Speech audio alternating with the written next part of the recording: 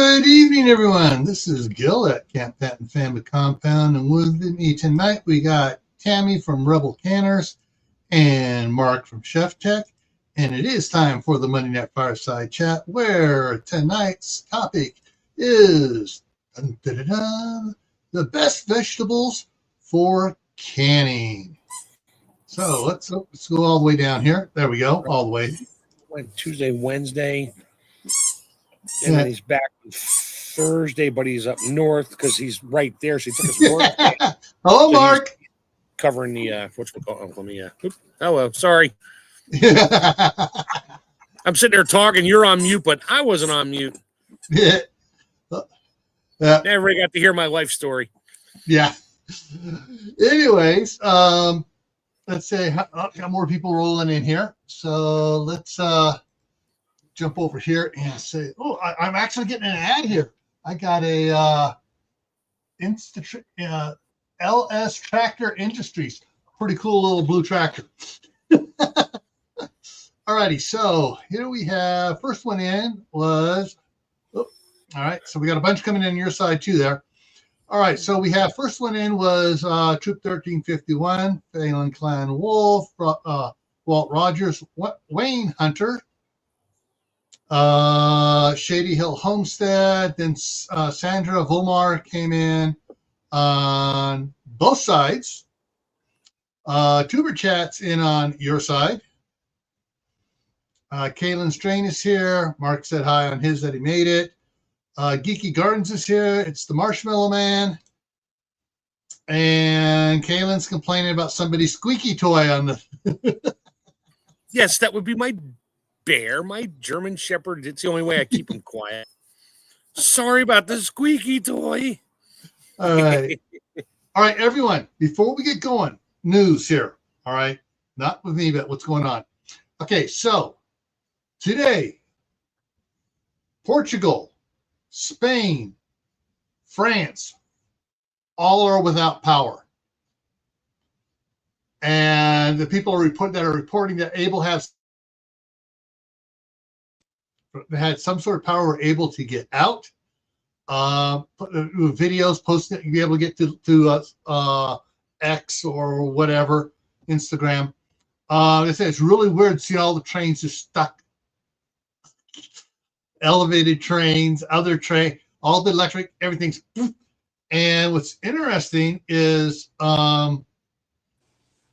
there are several stories going out being put out by governmental agencies, which are being debunked left and right instantly by people, scientists in the know. That there was high temperatures and stuff causing an oscillation in atmospheric this, which caused this, and they're saying no, and they're just debunking it. However, what is being proven through NASA, NOAA, and a couple other the satellite, telescopes and everything else, there was a galactic solar wind, not from our star, but from others coming in, and it had just enough particles that it hit just right, and it dropped down through and hit the magnetic. Anyways, it created an atmospheric electrical storm that when it came down and made contact at Gibraltar and rolled north, and as it rolled north, it tripped everything. Yep.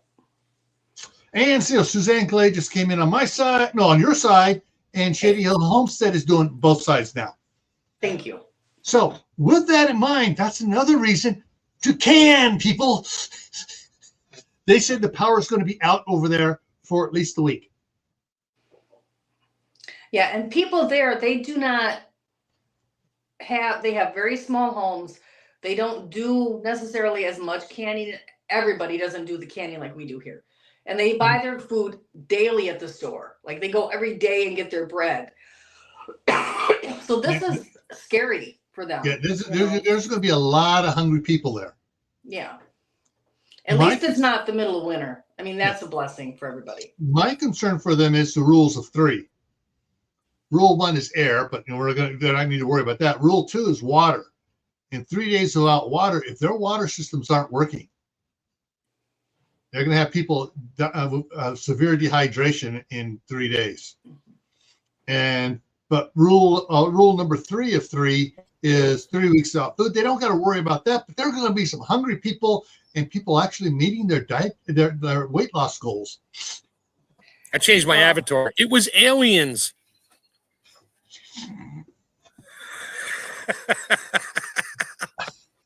Here we all have a lot of us have like barbecue grills in our backyard, and this is more, Yeah. I mean, there are rural people there, but there's a lot of like people in apartments in big cities. Oh, yeah. I'm thinking of the big cities and the people. Up to the Spain and stuff, and even on the coast of Portugal and coast of Spain and France, those are apartments, 100-year-old apartments. They're small. Yeah. They don't have pantry space in their homes. No, not like very little. They have cabinet space. Yeah, but I mean, it's a whole different mindset. Like, I mean, you go there and they don't have flies, so you can go to the open air market, and the food is just laying out, and it's just gorgeous. And they can shop. They have farmers markets every day. Yeah, and open air markets every that's day, going to be the only. So long as the farmers are able to get into the city. Because all the street lights are out, all that stuff's all down. So as long as they can get in, they will be able to provide food. Right. But it's a different mindset. They don't buy, like I buy my groceries for the month. Yeah. And they go to the grocery store every day there. Yeah. It's a cultural mindset, it's a cultural thing. It's like culture. Yeah. So it's like, oh, let's go see everybody at the market. Yeah. And Kayla says not many of these, not many in the cities have decks or balconies and stuff. It's no. If they do have something, it's just a wrought iron thing's been bolted to the side so they can put clothes out to dry or something or whatever. So with that as a lead-in, as far as growing stuff for us. Diana 2 just came in. Growing stuff, what are the best vegetables to grow and harvest to can? And somebody just came in and gave you a thumbs up on Facebook. Oh, thank you. I see it up in the corner up there. Yay, thank you. So I don't have any more slides. I didn't do any picture slides on it. I did a series of videos last year. Mm-hmm. There's not a whole lot of things to go with this. First of all, always grow what you'll eat. Yeah. But there are varieties that are a lot better for canning. So I'm going to start with cucumbers, if that's all right. Yeah. So the smooth cucumbers or the burpless cucumbers, those are for fresh eating. They're going to be a lot softer if you try to pickle them. You want the spiny ones. Right. You want ones that have pickling in the name. Mm-hmm. And there's, pickle bush. Hundreds of those. Yeah, pickle bush cucumbers. Yeah. I mean, it can be bush, it can be vine, but you want the ones with spines. They are going to hold up better. They're going to be thicker skinned, and they're going to just work better for pickling. Yeah. Now, I guess I could start World War III right here. Potatoes. Tomatoes. Tomatoes don't bother me. I'm just not growing them this year because I had 900 pounds last year. I'm good. So I am in the Roma camp. I want a meaty tomato. I don't want a lot of juice. I'm looking for San Moritz, San Marzano paste. Yep. Something in the Roma family. Mm-hmm. Now that's what I grew last year. Just San Marzanos. I didn't grow Romas and Amish pastes and a couple other random cherry tomatoes for my wife. So yeah. Now there are some very good hybrid canning tomatoes that are the other style. My mother, she was a better boy, big boy, anything with boy in the name. That was what she wanted. So those are canning tomatoes. If it is a pear tomato, a cherry tomato, a yellow tomato, those are not canning tomatoes. Those are lower in acid. They're the reasons they tell you to add acid when you're canning tomatoes. So those are more the fresh eating. So there's slicers are for fresh eating. You want to look for something that is for canning. Something pasty. As far as other varieties like green beans, Blue Lake has been developed for canning. That is the one that, and I'll just give a local example. That is the one that everybody here in Michigan grows to sell to a very famous canning company that makes all of their products in little 3-ounce jars. And you feed it to your little cherub. Yeah. Yeah. So, and also when you go to the store and you see cans of tomatoes, a lot of time it'll tell you it's Blue Lake. So there's that. Peas, not a big difference between the varieties. So I wouldn't worry about that. Okay, corn. All right. No battle going on here. I just threw out 30, probably 30 jars of corn. They all go ahead and turned address brown. the corn problem, Mark. I'll let you take it from here. Whatever. It's all you, but yeah. You explain it better than I do, but sweet corn, you buy it in a can. It tastes good in that. It probably wasn't sweet corn when they canned it, No. but the guys canned, what was it? Silver Queen, like 5 years ago. I bought 2 bushels. I'm like, I am canning corn. We love Silver Queen. We love sweet corn. I used the drill. I did all kinds of things and got all the strands and hairs off of them and cooked them down a little bit, shaved them off, threw them in jars, and everyone turned brown because of the sugar content. And almost they tasted black. The sweeter the like corn, crap. the darker the brown. Yeah, they tasted like crap. So I threw out 30 or 40 pint jars of corn. I mean, I threw them in my mulch pile because I didn't add salt or anything. It was just corn. I'm like, it's going back to the bugs. So mulch it up, yeah. Sweet corn is actually a field corn variety that they cut early, and they may add sugar to. The starches in the corn caramelize and become sweeter when you cook it.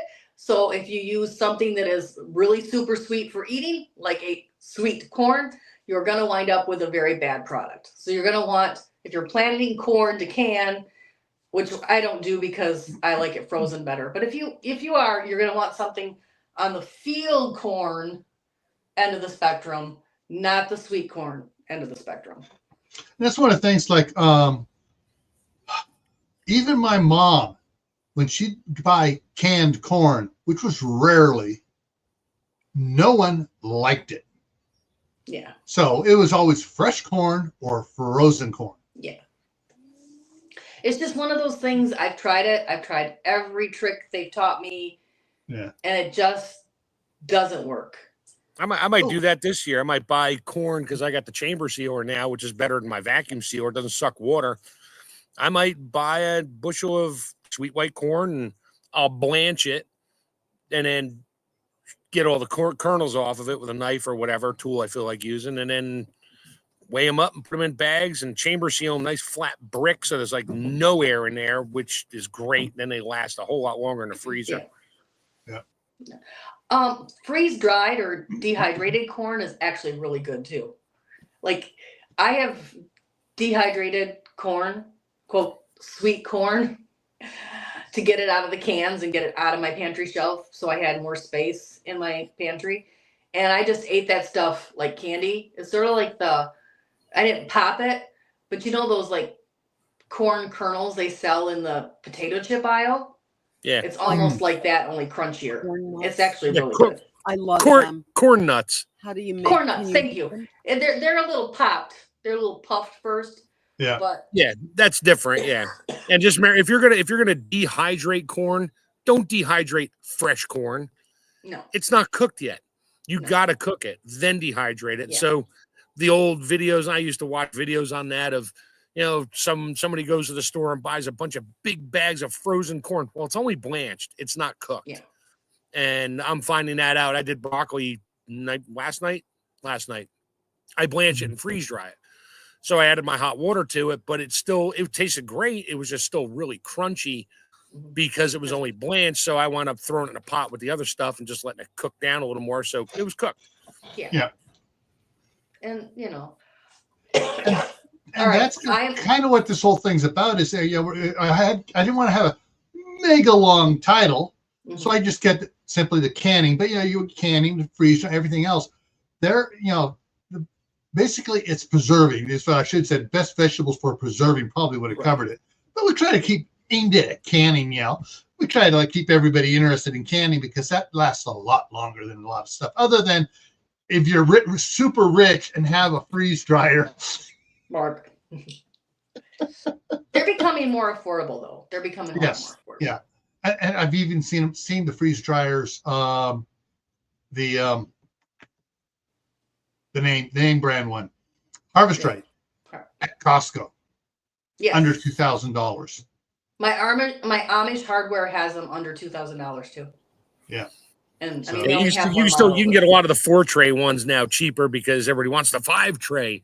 The 5-tray is no bigger than the 4-tray. You just can't pile your stuff as high on the 5 trays. Yeah, they put the heater trays closer. They had room to squeeze in one more. I'm like, no, I'm good with my 4-tray.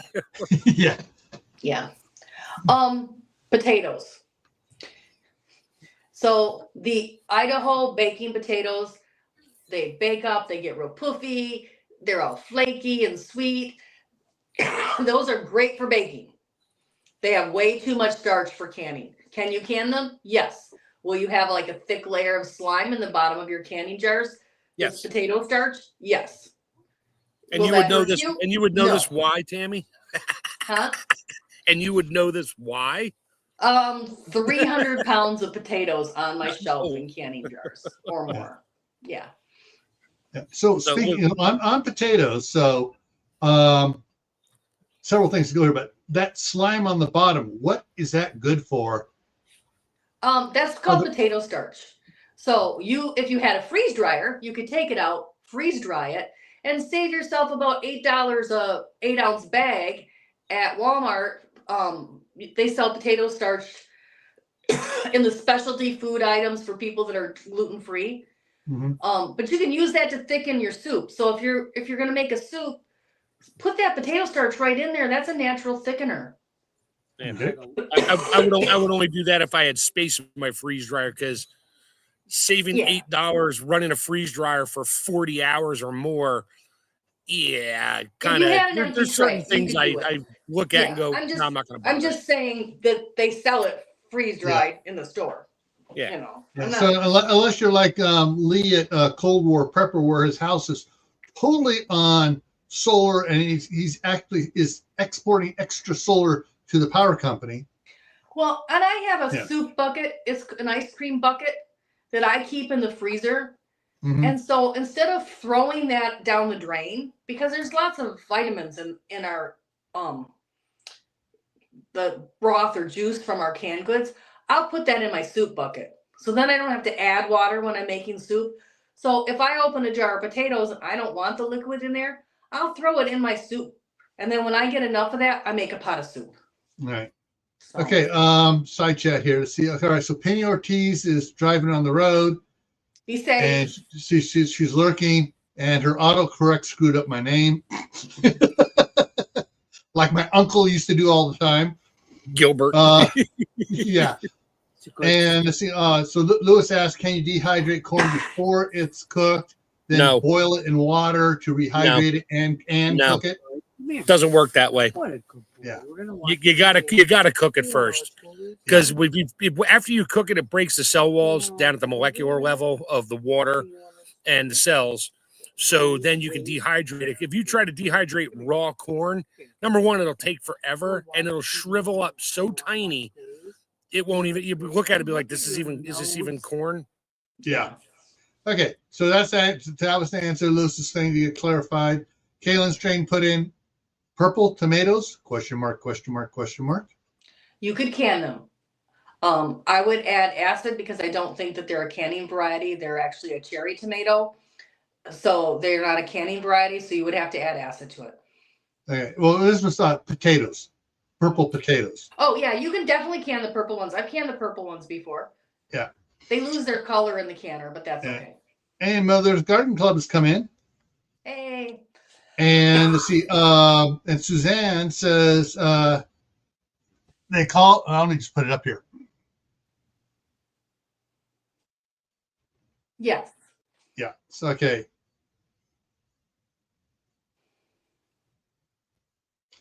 All right. So, and all right. Potato says it's a baking type style potato. Avoid that one. Yeah.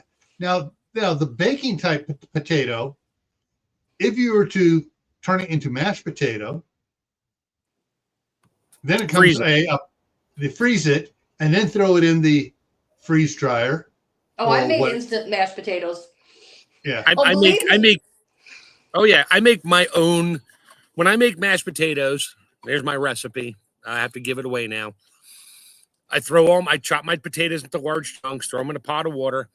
And usually when I do mashed potatoes, I do 10 pounds at a shot. Even though it's just the two of us, I do 10 pounds. It's easier for me. And then I throw in 2 heads of garlic peeled. The whole clove, I just throw them in there, let them boil. And when I mash it up, it just gives this great background garlicky flavor. But then I throw in, for 10 pounds, I'll throw in a stick of butter, 8-ounce thing of sour cream, and then I'll put in probably an 8-ounce bag of shredded cheddar cheese, and then the bacon bits, which are very lean because they're already cooked, the pre-made bacon bits, or I'll make my own. I throw them in there. Yeah. Then I got my cheesy loaded potato, mashed potatoes. Then I freeze dry them. I did one of those on a feed way back. And and I had mashed potatoes. I just had garlic mashed potatoes last night with my freeze-dried broccoli and a steak. Now, because you added the butter and the cream cheese and the milk, you can actually freeze those. So if you don't have a freeze dryer, you can actually freeze his recipe and it stores quite well, as opposed to trying to freeze them without those added ingredients. The weird thing after you thaw out, when you freeze that type of mashed potato mix, when you thaw it out, it becomes a little grainy and you get a lot of water and separation and all that. That's when you freeze. What happens when you freeze it? Which it's fine. But you just whip it back up. The texture changes a little bit. Yeah. If you stir in quite a bit of cream cheese, it actually helps preserve that texture. I've done the make ahead mashed potatoes for Thanksgiving. And the amount of butter and fat I use for freeze drying, something goes on at the molecular level. It's not like I'm just freeze drying butter. It's mixed in. The starch grabs it. It does things and hangs on to it. And you had me a potato.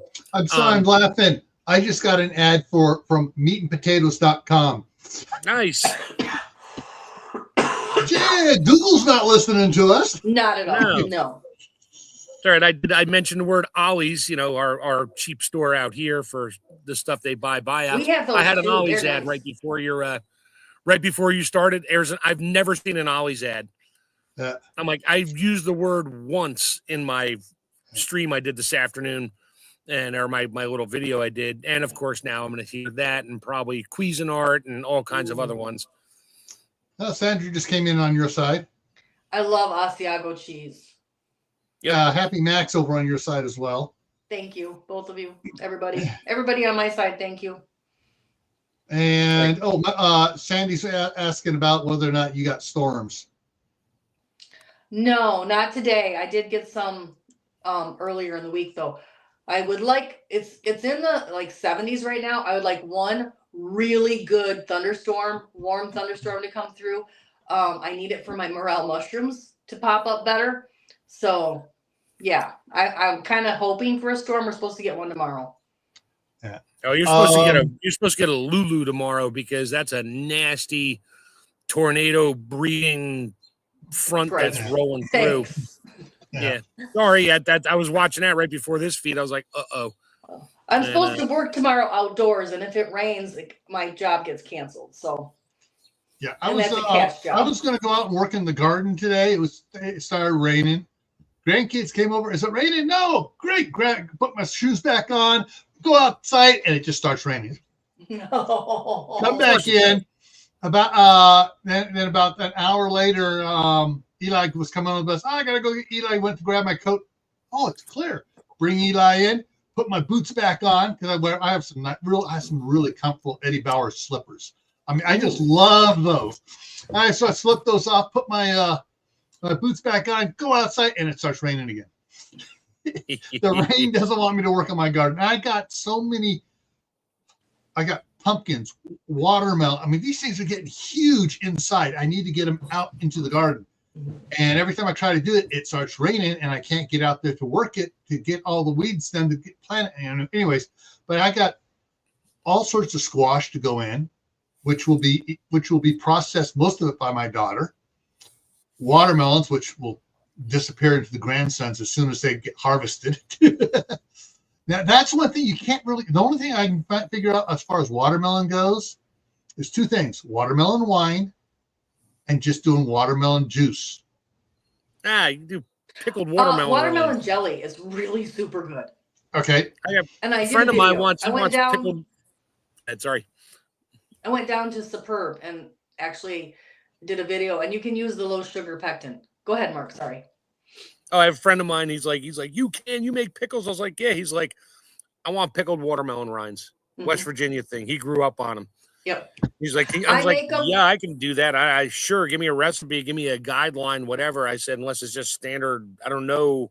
I made a video. If it's sugar in a pickle brine or anything like that. So it's a sweet pickle brine, same as like pickled peaches. I just leave the cloves out. Some people really like them, but I leave the cloves out because I don't like it in the pickled watermelon. But it's the same basic pickled peach brine, sweet brine, fruit brine. So I'm growing. Last year for me was tomatoes. This year is green beans.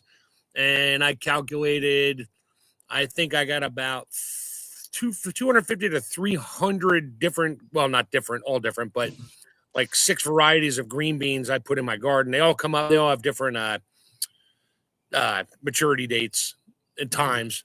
So I'll get some first. They'll all start coming up. Some come up within 5 days, and other ones come up within 10 days.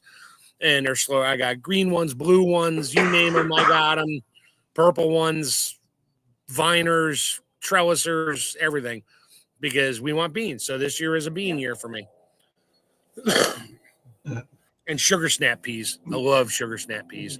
I like them fresh from the garden. Yeah, that's the only reason why I grow them, so I can go out there while I'm picking the other ones. I can eat sugar snap peas right off. I just pick them off and eat them. And now I got a helicopter flying overhead. Great. One of the things my daughter wants to try this year is try canning because I got several different varieties of pumpkins I'm going to be planting, including some butternut, and she's got some Hubbards. She wants to try to make her own pumpkin pie mix and can it, and then she can make pumpkin pies come Thanksgiving and stuff like that. It's not from pumpkins. Had to say that. Fun fact: pumpkin pie from the store is not made with pumpkins. Yeah, the Libby's is not made. Yeah. A lot of varieties of squash. Yeah, Hubbard. Yes, pumpkin is a variety of squash, but it's not exclusively pumpkin. Yeah. And she also, and as far as zucchinis and stuff like that, canning. I know she'll process stuff up and freeze it, both in chips and in sticks. Not sticks, but like on a cheese grater. Oh, grated, yeah. Yeah, grated. Oh, Moonor Miami's in here. Oh, and Tammy Harder's in here. We have to say Tammy's other Tammy's name here earlier. And pros. The staff sergeant does that. My daughter grew up, my wife doing the grating the zucchini and stuff and freezing it and then putting it in bread and in soups and in whatever else. But I just kind of wondering, as far as canning in a jar, that type of stuff, what is the best way, or is there a best way, or is it better to go with the freezer? Chunks. I have done some grated, but it really then you got a lot of water in with it, and you really got to drain it. So, yeah, I cube it and then mash it and put it into my recipes. I've tried pickling it, and my kids really know the difference. They know it's not cucumbers. They won't eat it. It's just not quite as good. Right. So I've tried it, but I have done like the yellow. I like to do some slices and can it so that I can have stir fry in the winter. So I mean, Yeah, it but just once depends. any of the soft squashes like zucchini, yellow squash, summer squash, and all those varieties, once you can it, they literally turn them just about mush. You can't pull out a slice and eat it. It just gets real floppy. Yeah. Even if you have to make it really thick, but yeah. And she when she uses most of the stuff, she mixes it up into stuff. I mean, she'll make lasagna and put stuff in it, so it's already mush in the lasagna. Yeah. Right. And see, she I makes do that. soups and stews and stuff with it. Oh, we make zucchini lasagna. Even if I buy store-bought lasagna, I take my grated zucchini out of the freezer and throw grated zucchini in my store-bought spaghetti sauce. Sorry, I said lasagna. My store-bought spaghetti sauce. So anytime I'm making spaghetti sauce, it has grated zucchini in it. My daughter's like, I buy Prego. You always bought Prego. I buy Prego. It just doesn't taste like yours. And I'm like, yeah, that's because I added a lot of things to make it a lot better for us. Yeah, like baby sauce. Yeah, like baby sauce. It's got grated carrots in it. It's got grated zucchini in it. She's like, what? I'm like, you want it sweeter? Put more carrots. You want it? Put more zucchini. Yeah. Okay, Lewis asks, what about canning fruit and pie? Oh yeah. Jams, yeah, fruit. Look at Gil's background there. That's all canned fruit, jellies, things. Yeah. So let's talk peaches. Peachy. For canning fruit, if you want to can peach slices or peach halves, you're going to want to get a freestone variety, not a clingstone variety. You can the clingstone, but they're going to look like you murdered them with a butcher knife. They're just not going to be pretty.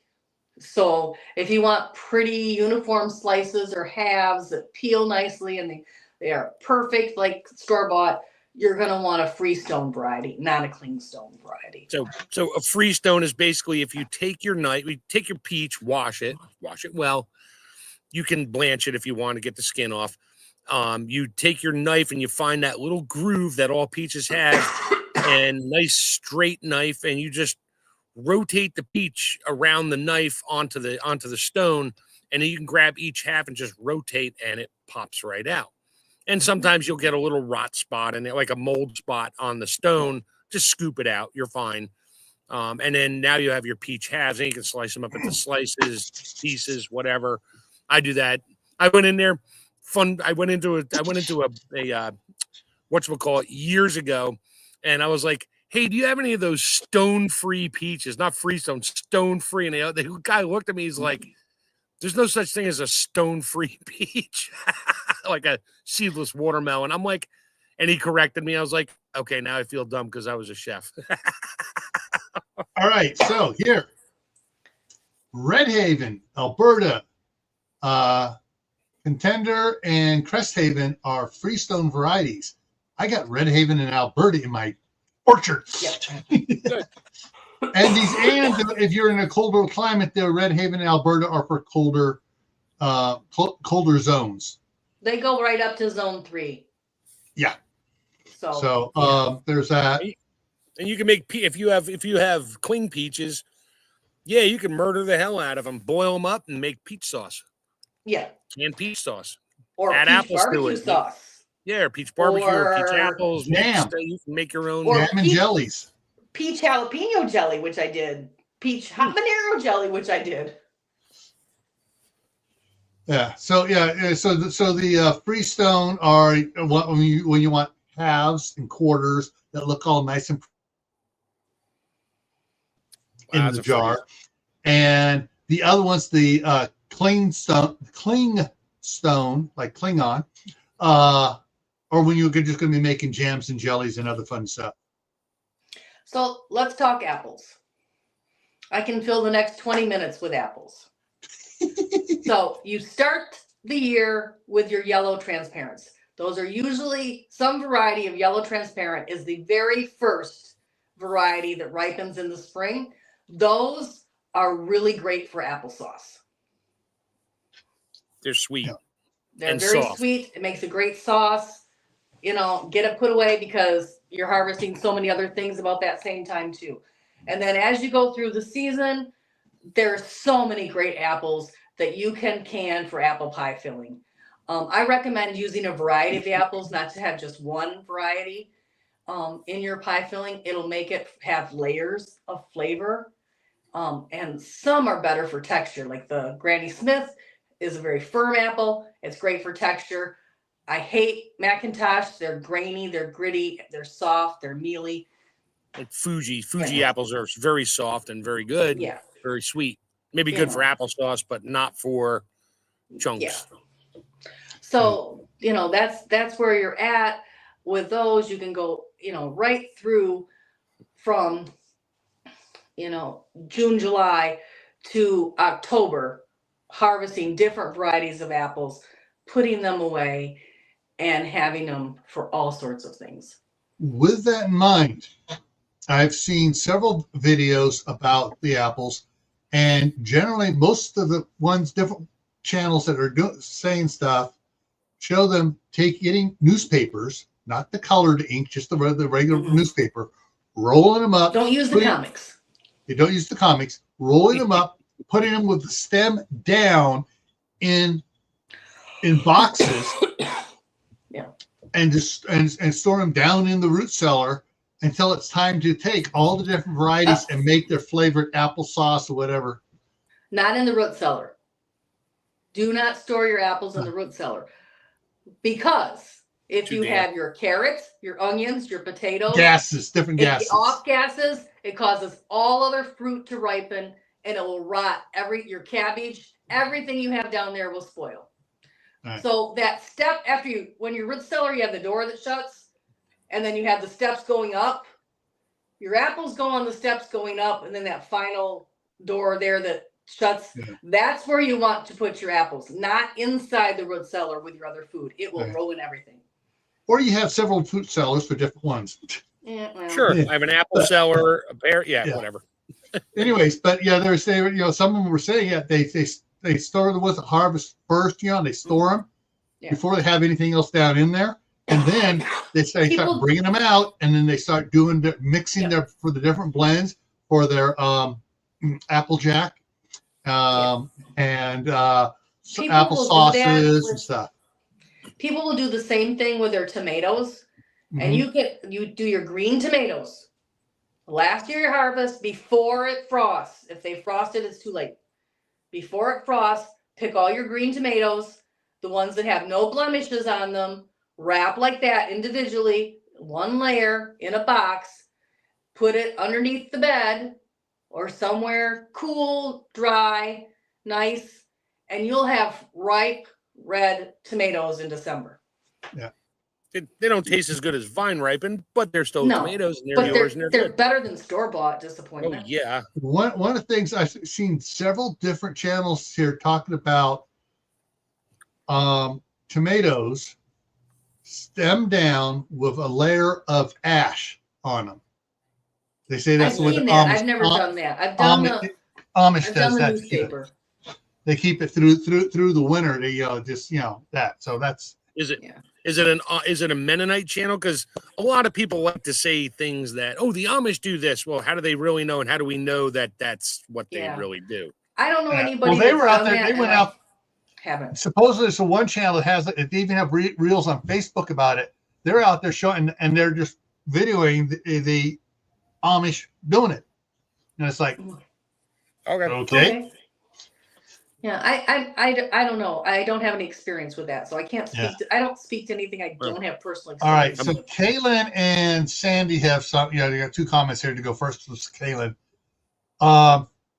There was a veggie item known as veggie caviar, usually eggplant, zucchini, or squash. Yeah, usually eggplant based. very much an eggplant. And then Sandy comes in and said, I haven't found a recipe for eggplant that she likes. I don't like eggplant. Yeah. I never liked eggplant. It leaves this dry, bitter film on my tongue and the roof of my mouth. You can keep. I grew them 2 years ago. My wife's like, "Oh, we grew eggplant." I'm like, "Great, they're all yours." And she made like eggplant parm and stuff, which is a labor of love. And I took a bite. I was like, "Okay, it's good," but that weird, bitter dryness, just I don't know. It's just me. It just stuck to the roof of my mouth and my tongue. I'm like, nah, this is why I don't like eggplant. Yeah, my mom used to do it a little bit. When everybody else in the family revolted, she stopped making it for us, and she just make a little bit for her until she found out that my wife likes eggplant too. No, ratatouille. I don't even like ratatouille. They were doing some stuff there for a few years before my mom passed away. But I'm sorry. I'm also sorry. No.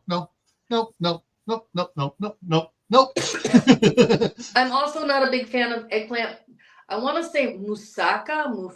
Yeah, moussaka. Yeah, it's an eggplant. Yeah, no. Yeah, you can keep that too. That's a Greek dish. No. I'm trying to think of the name of. She's looking for the name of what of it is when it's canned, and I know that's not the right word because that's with like a ravioli, Greek ravioli.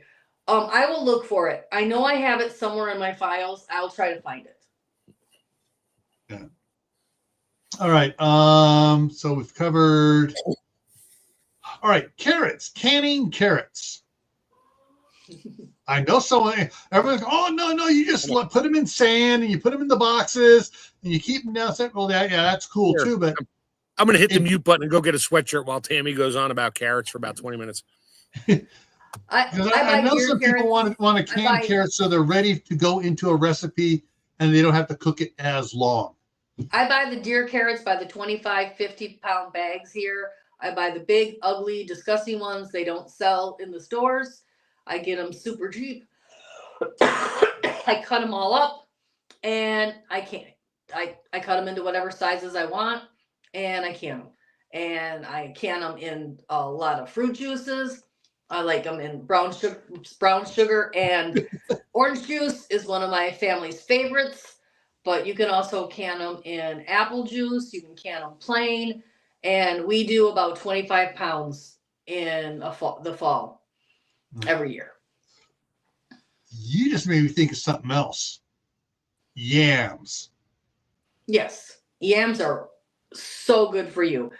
So depending on where you live, they may be true yams. It may be sweet potatoes. They're done just like potatoes. Either one.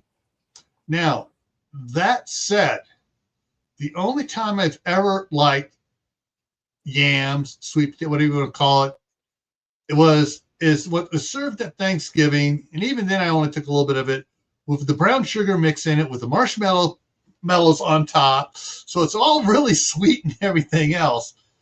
But you can't can them that way, can you? You can't can them with the brown sugar because it's going to caramelize. I have done it with brown sugar. I put a little bit of brown sugar, like a quarter cup in a pint. Okay. So and it does caramelize, but it's not too bad because you're not doing them for a super long time. Okay. Kaylin, candy yams. Yep. Okay, yeah.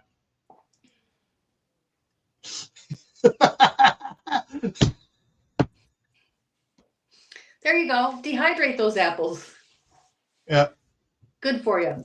That's the thing for going through the fruit trees. We're vegetables. Yeah, fruits and vegetables kind of go together. They're all you can dehydrate apples. You can dehydrate apricots. You can dehydrate peaches. You can dehydrate plums.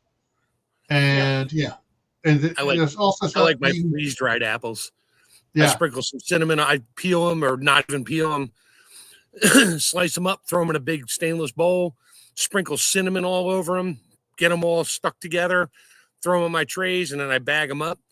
Oh, yeah. My one daughter out in Illinois, that's her favorite. I had to actually buy smaller Mylar bags because if I sent her a quart bag full of apples, it'd be gone in like 20 minutes. And that's the equivalent of eating like 4 apples. And then she'd be like, I was in the bathroom all morning. I'm like, of course you were, because you ate 4 apples in a row. There is a village that's really super high up in the Himalayan mountain range. Sorry, somebody's yelling in the background. Yeah. They survive the 3 months of winter on dehydrated apricots and yogurt. And they live into their 100 plus years old. Pretty impressive. Yeah. Dehydrated oranges, lemons. Okay. Yeah. I would add one more to this, and that's pineapples, because I know my grandsons love the dehydrated or freeze dried pineapples. Just absolutely love them.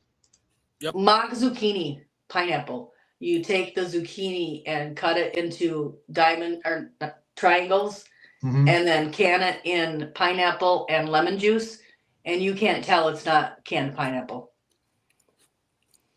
Yeah. And you could also take that and dehydrate it and make it into candy.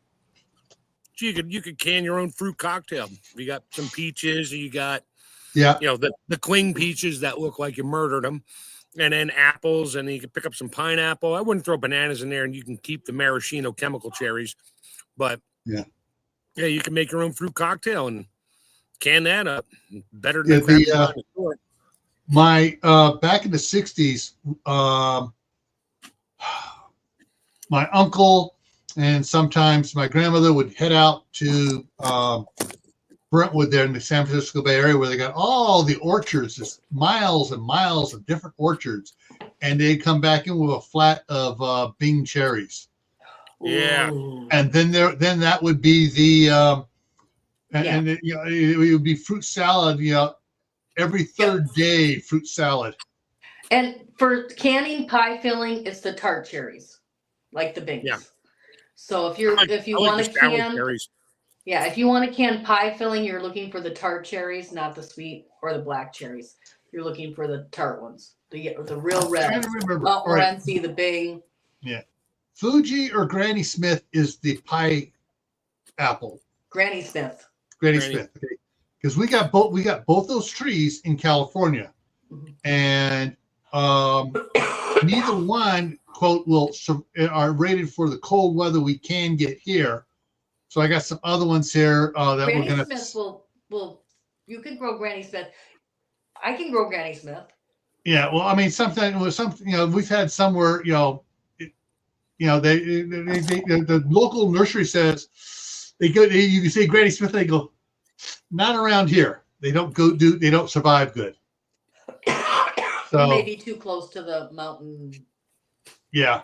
But we do have Zestar apples, which is a zone 4, and a Summer Crisp apples, which are zone 4. Okay. So we got those. So we're going to see, and once we actually get the apples, we're going to find out whether they are eating apples, pie apples, or there's one that can be used for both. And you can even order some Russian varieties that are even hardier than zone 4 that go into 3s and 2s. So I always try to go up a hardiness zone when I'm planting trees. There is a chart floating around out there that shows you the real basic, like 30 of them. That's basic compared to how many there really are of the sweetness versus tartness, and then how sweet to tart and also soft to firm. And I've seen it a couple times, never saved it. I'm like, okay, that makes sense. There is an orchard here near me, very close to me, of antique varieties, and he has, I think he said 45 antique varieties that you would never know the name of. Yeah. That's shoot. I was just someone watched one of my live streams with when I had Paula on there, and what's his name? The guy that has the orchard there near Paula. Oh, yes. Oh. Yes. Oh. Yes. The big red barn and everything else is on their logo and everything else. But it's on my wish list to meet him and to go to his farm. I actually sent my son-in-law to his grafting class last year. Yeah. Oh my goodness, I can't think of it, but yeah, it's on my list. Yeah, he Yeah, because he was saying he's got a lot of the other type trees, but yeah, he also has some of the apple trees of varieties that people don't know too much about. Like I can't think. heirloom style. Yeah. I cannot think of his name. Oh my gosh. Jeez. That's only like 40 minutes from me. Yeah. Oh, or even less. All right. Okay, let me check something here. I'll think of it as soon as we're off the air. Never fails. Yeah. Yeah, I know exactly what you're talking about. And he has pawpaws and he has chestnuts. Yes, the Not pawpaws and Chinese, stuff. regular Check. Yeah, he does. Yeah. And Oh. yeah, the stuff that he has is phenomenal. And yeah. Ah, cool. Gonna have to connect my gardener with these guys. He just needs to come over here a couple hours towards me, and I'll show him where there's a great place. So if you're listening, I know where there's an orchard, and I can introduce you. Yeah. All righty. Let's see what else here. Actually, I know a couple of them. We covered a lot of the squashes, zucchinis, patty pans. I know are chunk one. You do chunks of them.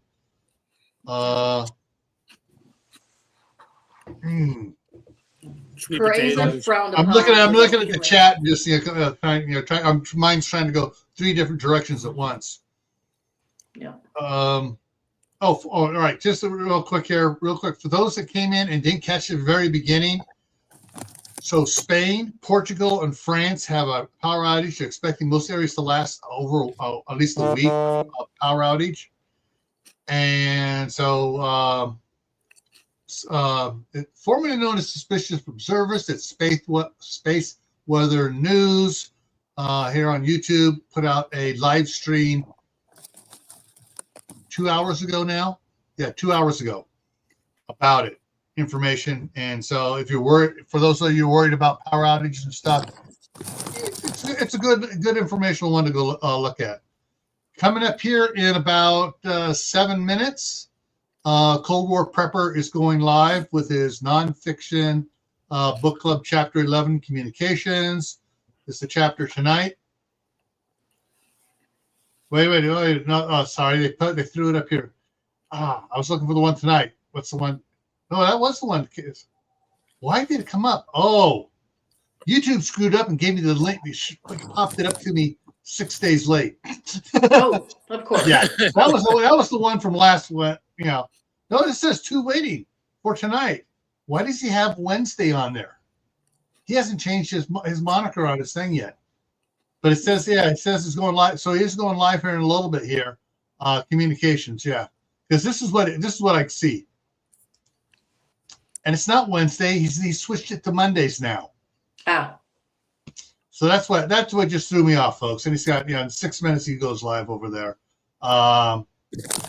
Those wanting to see that, there is the link for that right there. Coming up on my side, for everybody else there, you can look at, there it is for everybody else. If you want to copy it down real quick or whatever on Tammy's side. What was it, a CME? No, it was not a CME. No. It was aliens. I'm telling you, it was aliens. It was a galactic type solar wind with particles that just happened to hit the it came from another sun, not ours. If it was our sun, it would be a CME. It was another sun somewhere else. It was just in a galaxy far, far away. Yeah, and it was one of those things. And it just happened to be a. He said they don't even have it. Ben Davidson says they don't even have a name for what happened.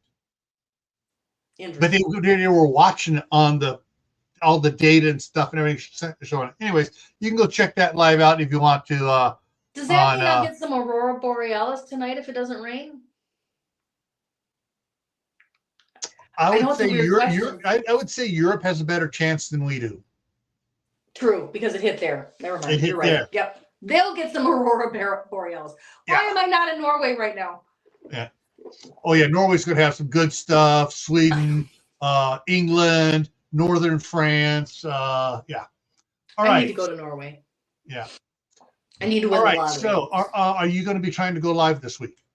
If it rains tomorrow, I will go live. Okay, so that'll be tomorrow on Tuesday for Tammy at noon Eastern. Yeah, at noon. If it rains. If it rains. Okay. Here. Yeah, if it rains there. Oh, I got a DL Evans ad just pop up here on my YouTube. And DL Evans on Gray Man Prepping's view of it too. All right, so coming up here tomorrow on Gray Man Prepping. Suburban Hillbilly just came in. So tomorrow on Gray Man Prepping for Tactical Tuesday, skill training until you can't do it wrong. So I'm going to be talking about all sorts of skills and why you need to practice and keep up on them all the time. Thursday night is the Midnight Ride. Friday back here on Camp Patton is what livestock is best for you. And we're going to talk all types of livestock from four-legged to fluffy feather ones to woolly, fuzzy, cuddly ones. And so we're going to be talking a bunch of different ones on Friday here. Saturday, Shadow Scout Suite is not going live. Oh. Is not going live at 2:00 because he's down south for his mother's funeral. Oh, I'm so sorry. And he's going to be loading a lot of stuff and bringing it back, and he didn't have room to bring his laptop and everything else. He's expecting to have his vehicle packed. So he's not going to be doing a live there on Saturday. However, for mine at 8 p.m. Eastern, it's after the rule of law is gone. What are your plans? And I expect Steve's going to hop up in there on that one. Of course, they're trainers because he loves talking about the rule of law. And so, and all the things that, rule of law is more than what you think it is. Anyway, so that's what's coming up there. And then next Monday, canning apple juice. Ah, okay. So next Monday, more apples. More apples. Yes, all right. We've done applesauce. Now we're doing apple juice. It's an easy one. Canning apple juice is way easier than applesauce. Yeah. So so that's what's coming up here in the next week. And hopefully tomorrow it says no rain. I'm looking at the forecast, no rain tomorrow, but it's coming down on Wednesday. So tomorrow, hopefully, I'll be out there. And if it does work, I'll either be doing a video or I'll be going live in the morning, or probably right after Tammy. I'll have to get everything straightened up out there. All the weeds are going to start planting all my pumpkins, my watermelons, my zucchinis, the green longhorn, squash where it has the bulb on the end with all the seeds there. Everything else is meat. And so we're going to be planting a bunch of tomatoes too tomorrow. So that's what hopefully I will have either live or I will have a video afterwards for you guys to look at. All righty. And that was my link. That was the video I just put up at 5:00 today for rehydrating meal at my cabin. Yeah. Oh, Mark, did you play that video on your computer? And did it come like that, or did it go full screen? No, it was full screen because I'd used my GoPro, and it was wide. I have a feeling it was a setting because the last videos I did on my computer for shorts were done on my iPhone. So I don't know, maybe whatever. It's just weird. The format came through like a short. Did it come up as a short for you? You said you were using Corel? Yeah. You got to check your settings on Corel. Okay. Corel, that's probably what I did. Yeah, that's what it was. And if it is, you can just redo it again and just reload it over the other one. Okay. And Howie's here just as we're getting ready to say goodbye. Hey, Howie. All right. So everyone, hopefully we'll see you tomorrow. Tammy will see you tomorrow at noon Eastern. And if it rains, where she's at. And then I'll see you at 8 Eastern for Tactical Tuesday over on Gray Man Prepping. All right, everyone. Take care. Bye-bye. Have a good night.